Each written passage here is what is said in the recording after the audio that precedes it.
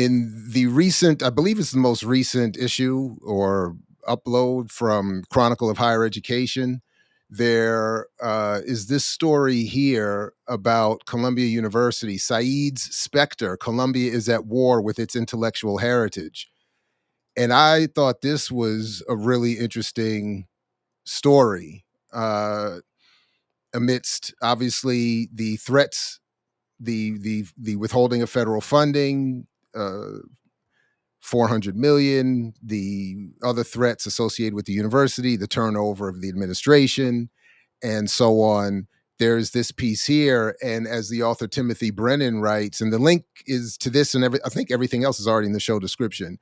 I think you might need some sort of a subscription or something to get one of the, I admit, one of the few benefits left of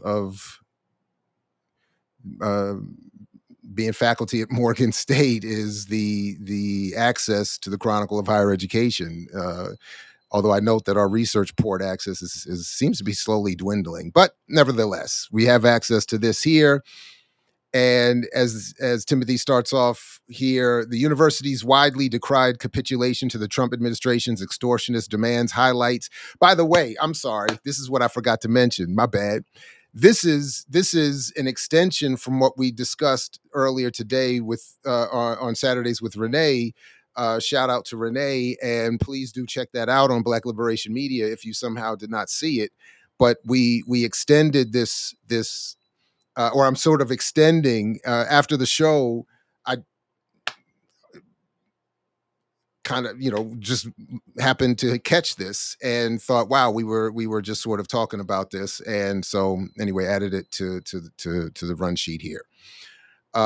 So if you consider what I'm about to say as an extension of the discussion we had in the first part of the show today on Saturdays with Renee, it'll even add that much more. But the university's widely decried capitulation to the Trump administration's extortionist demands highlights, among other things, the deep red line running right down the middle of higher education.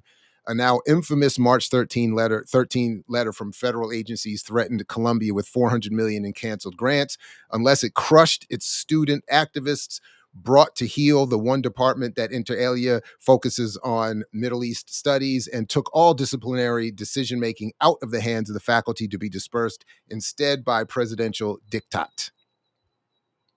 To this and more, Columbia unctuously acquiesced, startling the university's former presidents and many of its illustrious alumni. The proposed cuts represented a small portion of the interest earned annually on Columbia's $14.8 billion endowment, although they would not, of course, have been easy to absorb. A battery of Columbia University legal scholars offered up a waging counterattack, underscoring the many ways in which the $400 million would violate Title. What is this? What are these Roman numerals? I just went blank on what they are, but whatever they are, that's what it is. Oh man. Apart from the blow to academia.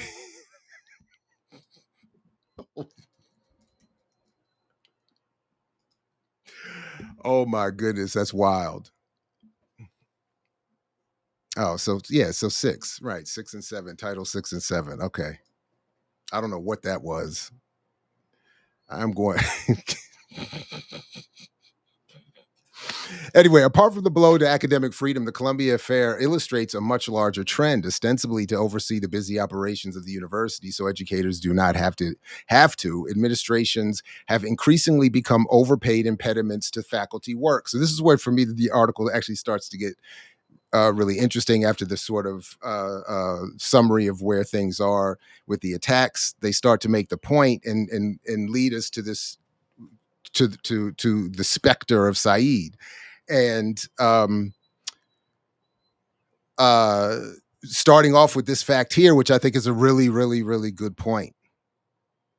That, and in fact, what the article is ultimately saying, and they, I think, make the point explicitly a number of times, is that kind of again like what we were saying this morning on Saturdays with Renee, that the what is happening now is an exacerbation of problems that have already long been in existence.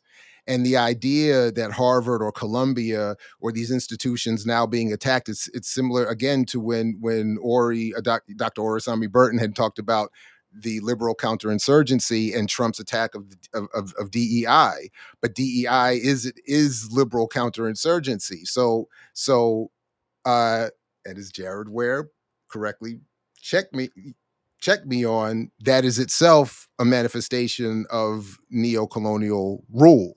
So the idea that Harvard and Columbia, we now want to rally around them, or to a certain extent are encouraged to want to rally around them in their fight against the Trump administration, is part of the many contradictions here. So what they're saying here is that Columbia was already, like much of higher education, and I would argue it's magnified in many ways at HBCUs, where the administration is just increasingly there to get big paychecks and make the universities a functionary of the state, the military, and et cetera and so forth. So ostensibly, that these, as they say here, the administrators are there to oversee the busy operations of the university, so that educators don't have to. But these administrations have gone beyond that basic mandate. And I think that is actually, by the way, a really good way of thinking about it. Administrators are not really shouldn't be seen as they're there to lord over scholars and students and the management of teaching per se, but they're there for the business.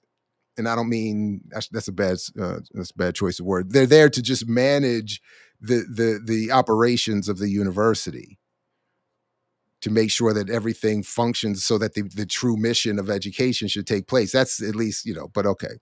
But then as it says here, many of those now reborn as educational professionals, deans, provosts, college presidents, are yesterday's soybean futures analysts. Now listen, that's called my boy. You know nothing about that. Oh, and I just noted that they had an anti-Semitism task force. But it is not really a betrayal when those committing the actions have no investment in the principles betrayed. Their whole mission, in fact, has been to explode Columbia's hard-won aura of gritty New York trendsetting, evident in its long line of antinomian originals. So, meaning the administrators are there to just by the soybean, what is the soybean future analysts have been looking to destroy this aura of a formerly working class, relatively speaking, wannabe Ivy to a giant Ivy competitive intellectual powerhouse that would produce critical thinkers like Edward Said, and many others listed in just a moment. They want to get rid of that. These populists and progressives were much more than star professors. They managed to turn the public conversation in enduring ways toward the rights of immigrants, women, the poor, and embattled points of view. Some questioned the hierarchies and irrationality of capitalism itself, among them John Dewey, Franz Boas, members of the Frankfurt School in exile, such as Paul Lazarsfeld, which is interesting because, again, Lazarsfeld becomes part of his work is used as part of the construction of this country's propagandistic approach to mass communications research. But anyway, for a short while, Theodore Adorno, Karl Polanyi, Margaret Mead, C. Wright Mills, and Emmanuel Wallerstein. Edward Said, the most important Palestinian critic and scholar and one of the most influential left public intellectuals of the 20th century, also was one of those. To be added to that list, of course, should be added the absent presence behind each of the recent government demands on Colombia. That is Edward Said, the most prominent or important Palestinian critic and scholar. Said, writing to his sister in December of 1967, captured what a lot of Columbia faculty no doubt feel today. I now think that one might be better off if one is intelligent and has his wits about him, remaining in the Middle East. America is so utterly crazy now. And exactly those people who should be guiding its collective life, i.e., people with intellect in mind, are so totally alienated from its collective life that it's pretty horrible to watch the national life go down the drain.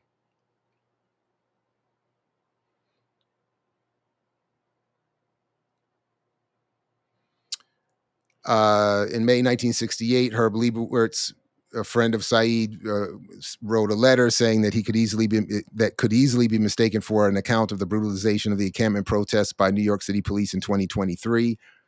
Students you've taught bloodied in the head or bumped and banged along the ground as they were thrown out of the buildings and into paddy wagons. Tactical police dressed like stormtroopers, their faces contorted in sadistic rage. But there have always been these two Columbias vying for control: the hot center of radical student revolt and the East Coast snobbery of those products of Ivy League feeders and finishing schools. Columbia, it turns out, has a long history of expelling students. Today, other universities are being attacked through Columbia, and not only because of the Israeli-Palestine crisis, its proximate cause. The real target is the university Said embodied, an idea more than a place, the model of the humanities as public conscience, the voice of a broad, non-specialized intelligence, without any particular expectation of profit, putting itself in danger in the name of truth alone. This is ultimately what lawyers, legislators, and think tank stalwarts of the pro-Israel team revile. Many remember Said's essay, Permission to Narrate, but only in the context of the current demand to put Columbia's Middle East, South Asian, and African Studies departments under receivership does its meaning sink in. Not satisfied with the top-down control over a department, the Trump administration has recently proposed that the entire university be placed under a consent decree, giving a federal judge authority to see that the government's ultimatums be made good. What is offensive to the current order is not simply protests against war crimes in Gaza and the West Bank, but any telling of the Palestinian story. Palestinians must not have a story, any story. They must simply not exist. Said has reemerged, we might say, as the bogey to be banished. He gave the critique of Zionism, especially its penetration into American foreign policy, media, and higher education, a dignity it was previously denied. Along with Noam Chomsky, he made intellectual intervention into politics professionally respectable, more likely for others to achieve. Much more than Chomsky, he gave a Palestinian position its gravitas.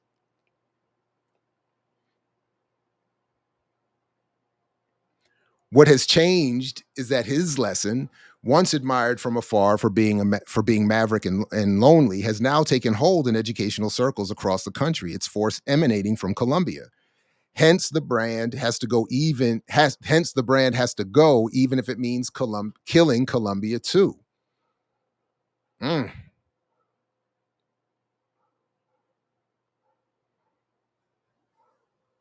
Mm.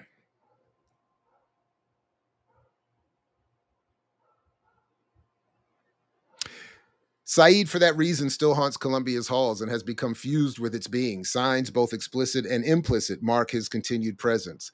We have the Edward Said Memorial Lecture Series, the Edward Said Chair housed at Misas, the Edward Said Memorial Library, two sizable reading rooms side by side in Columbia's Butler Library, towering over the quad on which the students pitch their tents, whose walls are lined with 2,000 books from his personal collection. Said was at ease with them, that is, the VIPs, over lunch at the faculty club and loved being feted as a celebrity himself.